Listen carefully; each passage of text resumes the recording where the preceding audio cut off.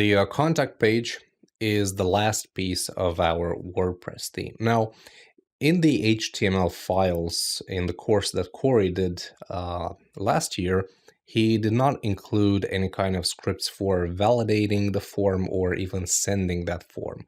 But this is quite easy to do, so we're going to do this in this lesson. But since there's quite a bit of code involved, I'm just going to show you the finished page and just talk through all the changes that I've made and all the stuff that I've added.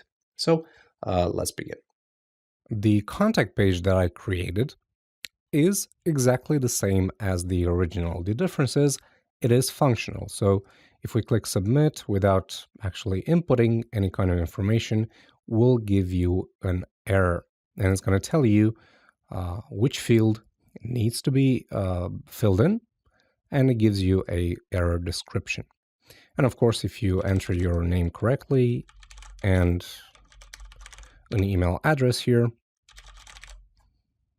it will give you a confirmation message. So let me show you the code for this page. We start with a custom page, which is called contact, and then we deal with validation first. So we define an array for the errors, and we set a isError variable to false.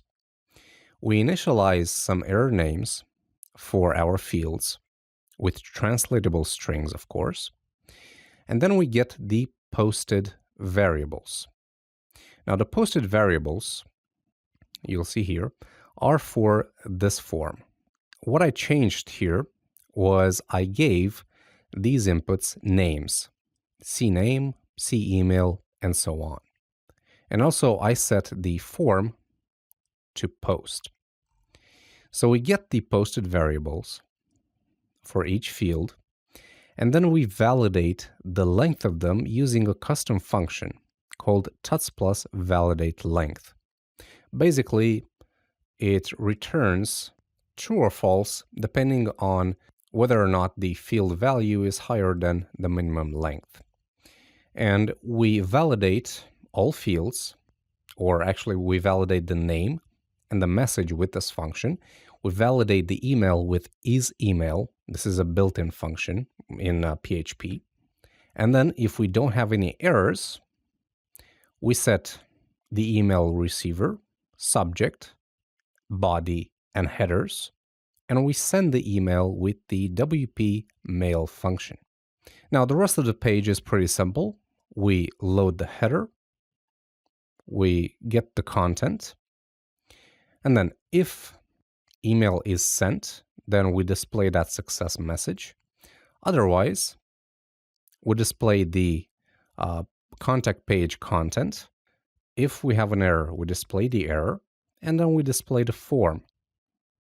So if we have an error here and the email is not sent, we display the form.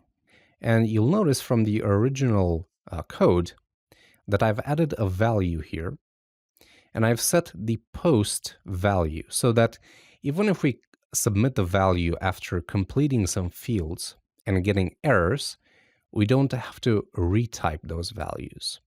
And then we have an input, a hidden input is submitted, and this is useful on the top for checking if the form was submitted. And that's it. That's the entire code required for the contact page. And that's it for this final page and, in fact, for this course.